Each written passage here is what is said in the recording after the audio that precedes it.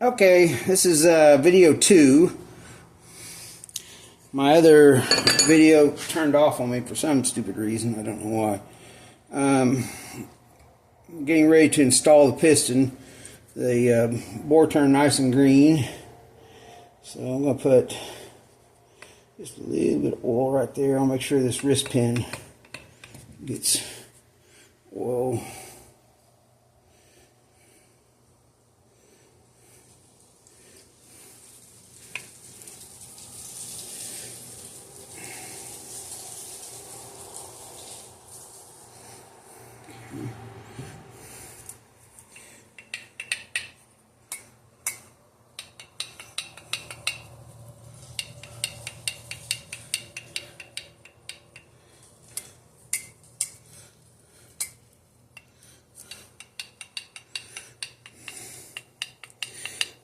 You don't want dry wrist pins.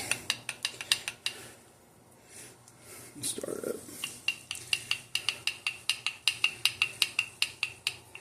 It can be bad. Drop it in there.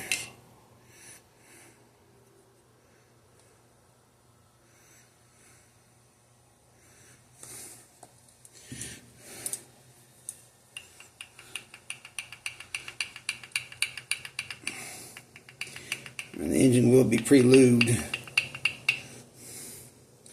Okay. Once again, we're going to check our rings. There. There.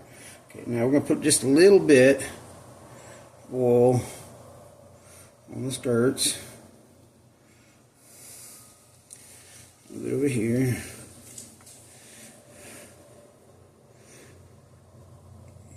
I've mentioned it before, but this little window here and here is it's a place there's no coating on there, so that you can measure the skirt of the piston minus the anti-scuff material. Now, one more check of our rings. Make sure everything's hunky-dory. Okay, now we're going to put. I've already got this thing set to the other pistons, but what I want to do is I want to put this right here. I'm going to put the gap over to this right side just because I can, and I just don't want it to be any place that has a ring-in gap that could snag it. And the idea being that you just want the rings compressed nicely, just like that. It's not over too tight, it's not under tight. It feels good. It's got good snugness all the way around. Now, they make all kinds of tools for doing this. This is what I use. It's just a couple of pieces of rubber hose. One, it keeps the bearing from falling out should it get knocked too hard, and two, is you don't want to damage the crank with the rod bolt, if you don't already know that. Notice here again how this is set to the side, away from the crankshaft radius. This is what they call a skinny bearing, and I'm not putting any lube on the bearing just yet. I will after I do my clearance check, but not right now. I don't want any lube on there because it can, I want it dry just to check it with. And let's see.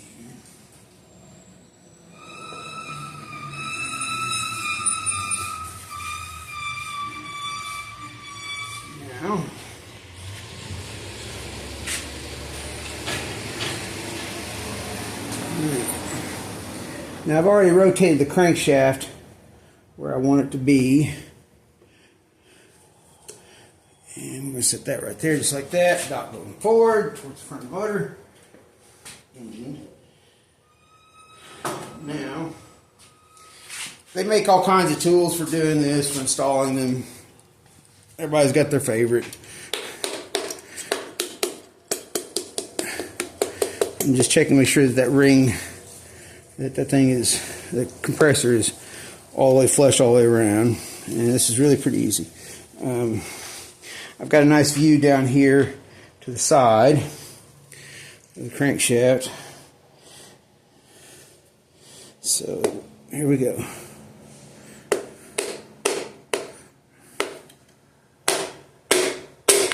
Just like that.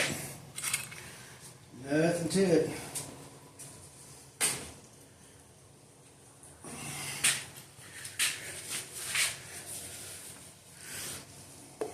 Yeah, it's already situated. Now, down here I had to push the rod, the other one over just a little bit to make clearance for that. Now we're all the way down. So I'm going to take and turn the engine over here. Forgive my camera work. I don't have a cameraman to do this for me. Alright.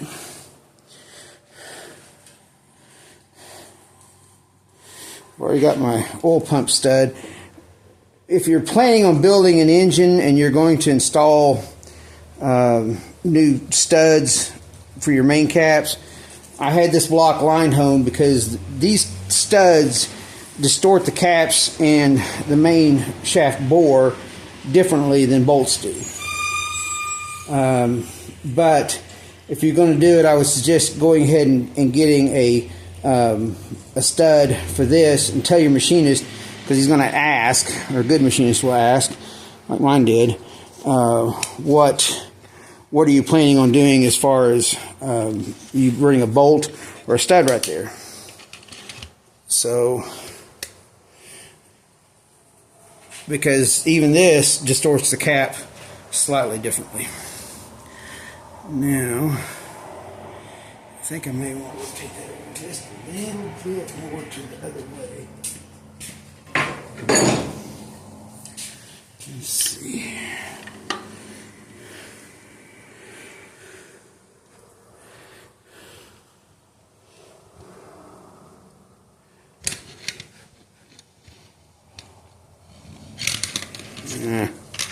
Nuts.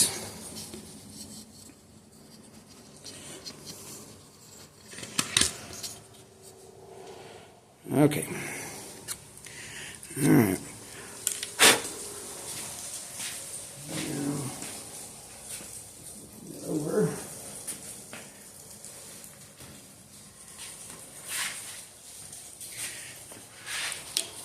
Okay. Here again, this is the way I do things. Everybody does things sometimes a little bit differently, but okay, now I'm just going to put just a drop WD right there. The purpose of that is to pull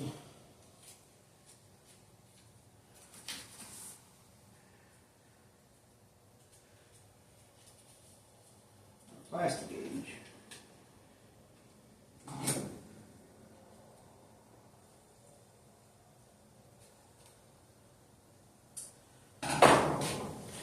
This is a piece of plastic gauge right here, and the oil just helps keep things. You want to do it off center. You don't want to do it at the top. You want to do it off center because that's what they recommend. Okay, our main cap, and again, I'm just going to slip that on there.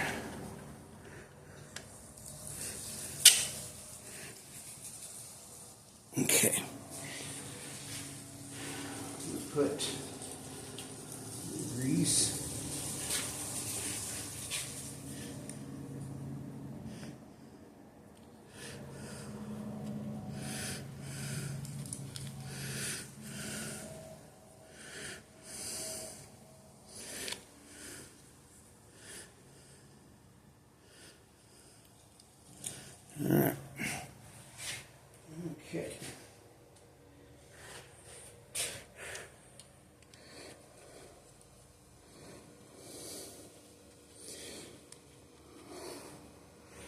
Just ordered a new oil pan pickup and different head gaskets.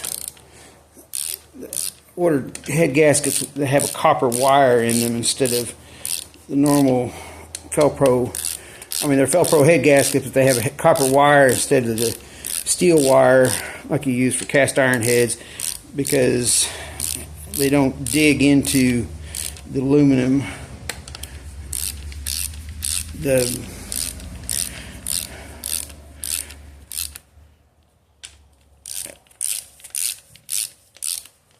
Just a better head gasket for the aluminum.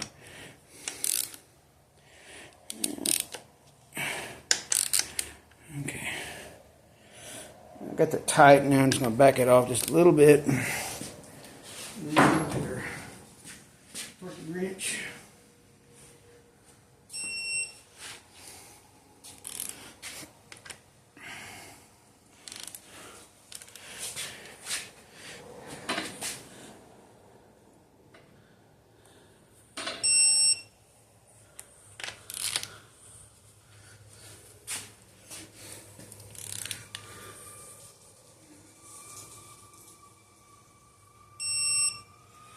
Alright, well there.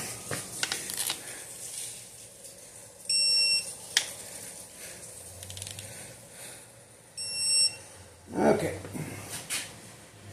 Alright.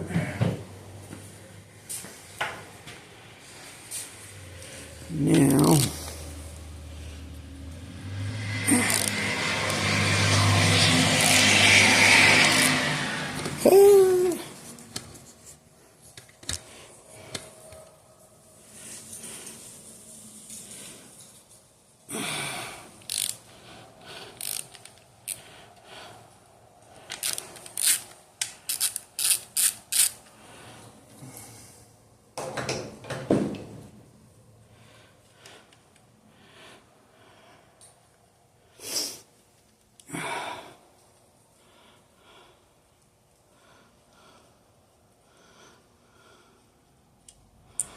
my stuff just goes everywhere.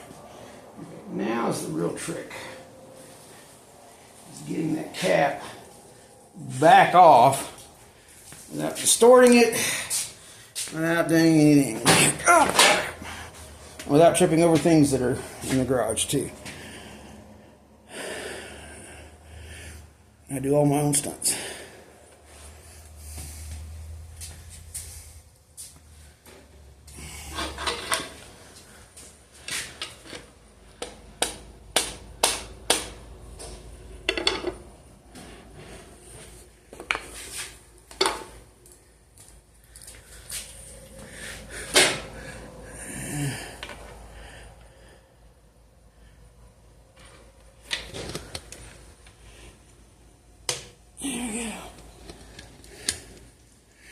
This has been the most cooperative one yet. I'm surprised. Shocked. Shocked, I tell you.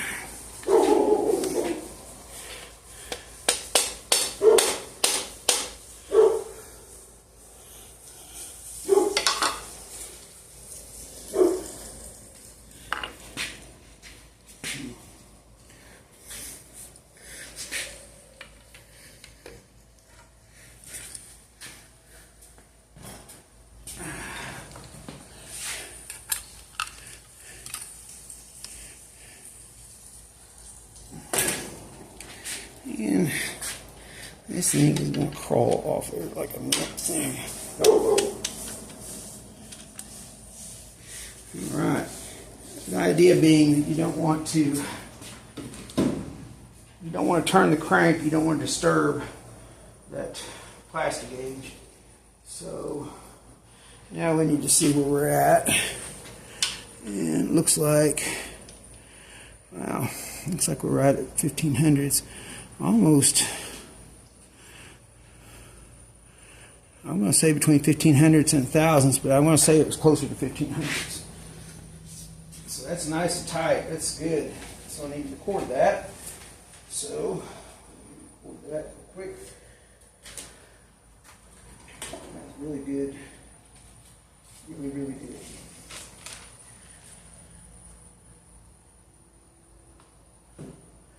Okay. You got really nice. Now, if this was an engine that you were building for just strictly for drag racing or other uses where it's constantly turning high RPMs, you're going to want a lot more bearing clearance than what I've got right here.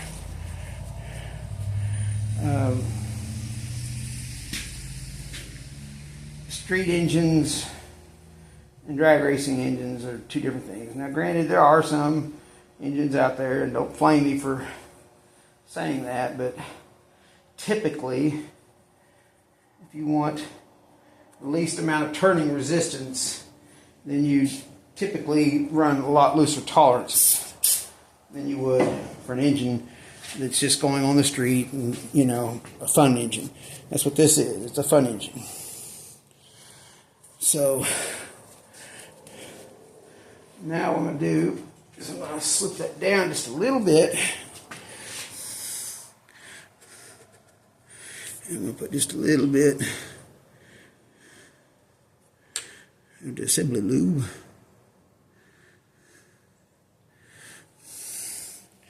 I'm going to let that run around the crankshaft. Of course, I'm going to pre-lube this before it ever gets fired up. I'll pre-lube it on the stand. Move it the other way.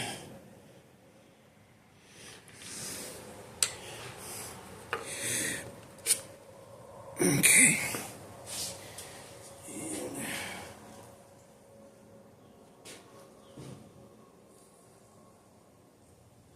apply a little bit right there to the inside of the rod cap, just like that before we put it on.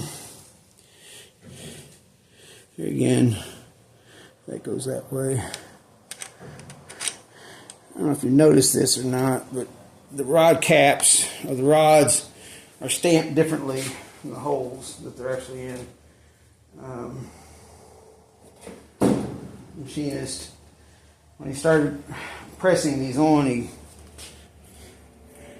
I think he was a little tired or something, and forgot which way these things had to go, and he pressed one on, realized he made a mistake. So what I had to do is put the swap positions, put the evens on the, that's why I wrote on there, you know, what hole they went in, so I didn't get confused when I was assembling them, because I would end up putting them in the wrong holes. Don't want to do that. And quite honestly, it doesn't really matter. I mean, it's not going to change the way the engine runs. It's a very, I had another machine shop balance, so you can see where they've taken weight off the big end of this rod here. Now, okay, I've snugged that and I backed that off because I want to torque it. And then I'm going to check my stretch. I'm kind of doing a hybrid of that because I don't have a long wrench, and I'm not totally used to doing this by stretch.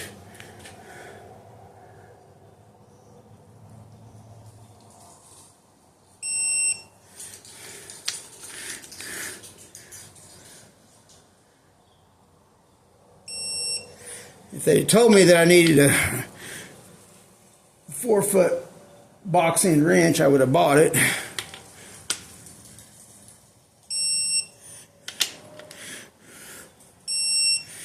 You know,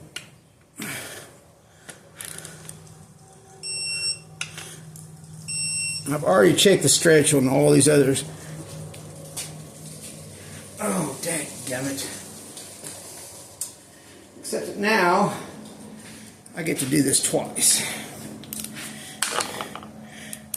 because I messed up.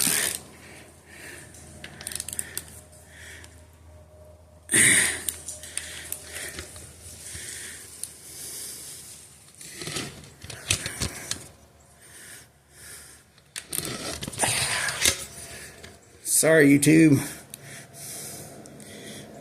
Alright. I forgot to check the stretch before. Gotta know the stretch before and after. So, you can do it without doing what I'm doing. You can do that. But, it's the first time I ever had one of these tools. So, we're going to set that to 0. This is considered the outside. That's the inside. So we got it set to 0, and then we'll see how much it stretches after we tighten that one.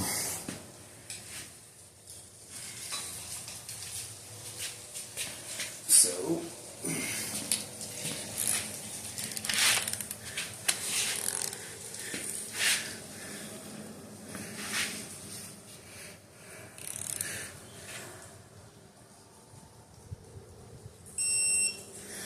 okay. Let's see if it stretches. Excuse me. Alright. Now see, we're showing 4,500s there. We really want 5,500 to 6,000. I'm not totally upset with that, but I want to see if I can tighten it a little bit tighter. Get that stretch just a little bit more.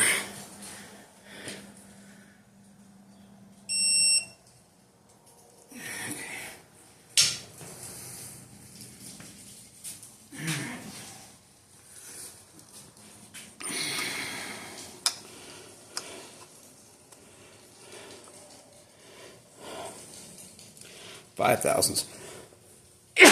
I'm okay with that.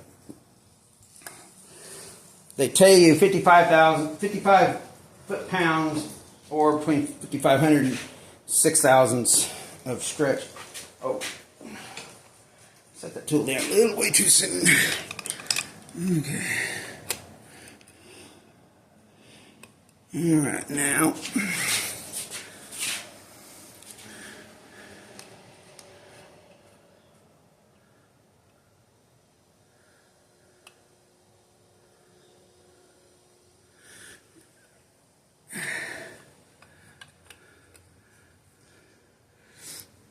One thing you want to do is take it on and off a couple times just to make sure you got repeatability. Okay, that looks good. Alright. Now, side, go back, and tighten our inner.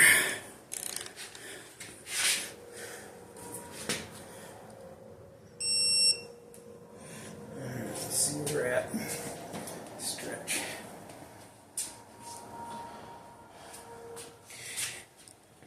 Also, save your packages that they came in. Huh? That can't be right.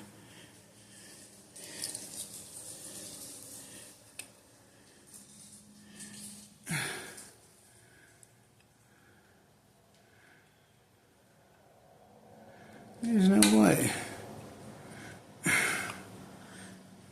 Let's see here. Save your packages that your bolts came in because they have packer numbers and all that stuff. And if you ever have to get anything warranted, you're going to need that package. Somehow I got that wrong.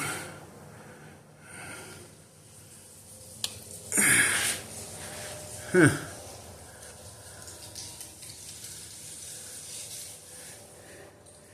Thought I had that zeroed out better.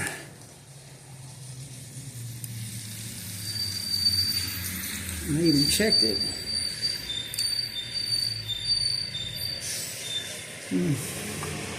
Bizarre. Okay.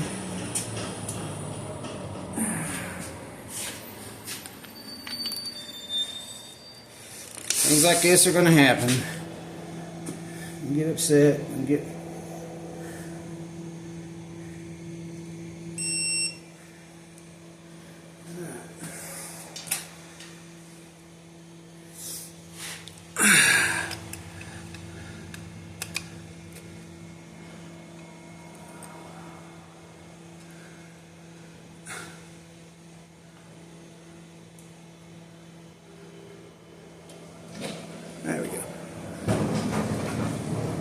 5500s on the nose. I'm sorry.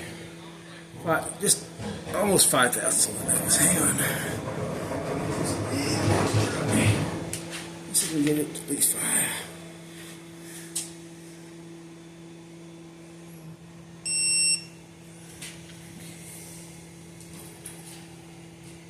Alright.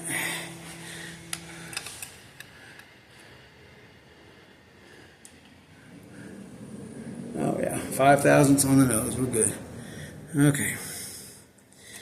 Alright.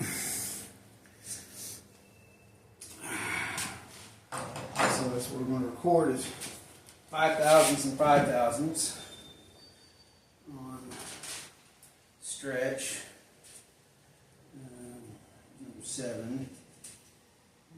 Stretch.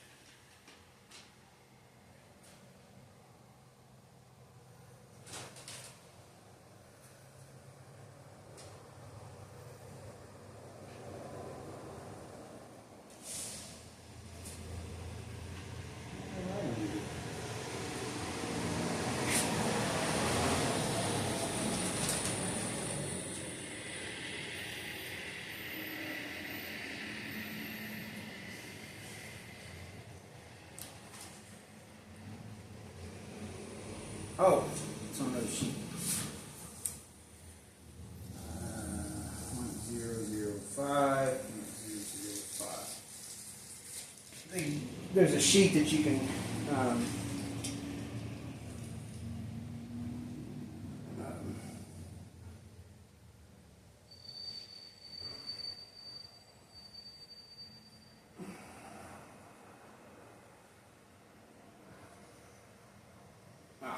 okay. There's a sheet that you can print off to record that on. I forgot this was. It's on a separate sheet than the thing that I had. Now, the last thing I need to check is side clearance. Let's see what our side clearance is here.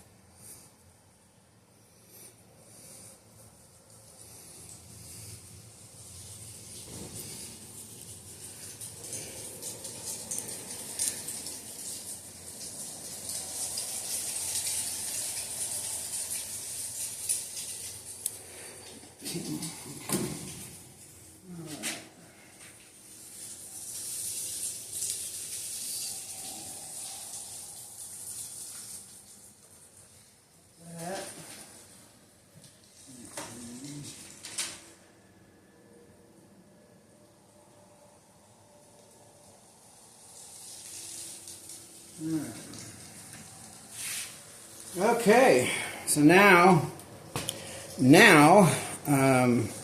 we're ready to look at the green in our cam. See where we're at. Since anytime you have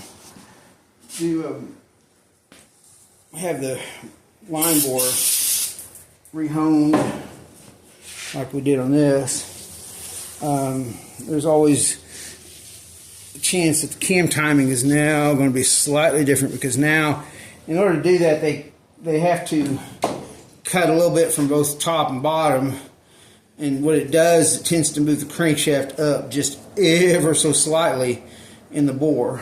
So but regardless of that, I would check the cam timing anyway, just make sure everything's where we want it. Like I said earlier, I got a new oil pan coming for this, and I've got a new pickup tube for the oil pump. So that'll be coming hopefully this week. But we're all good. I mean, it's nice and everything's good. Everything's nice and tight, and that's the important thing. It's got good clearances. So I'm going to go ahead and stop the video for now, and thank you for bearing with me. I don't normally do these long of videos, mainly because I like to keep it short and sweet and to the point, but I thought I'd show you, and that way I didn't have to show you how to do the whole engine just by doing one bore. And in case you've never done anything like that before, now you have a better idea of what it's like. You just do that one time, and then you do it 7 more times. So anyway.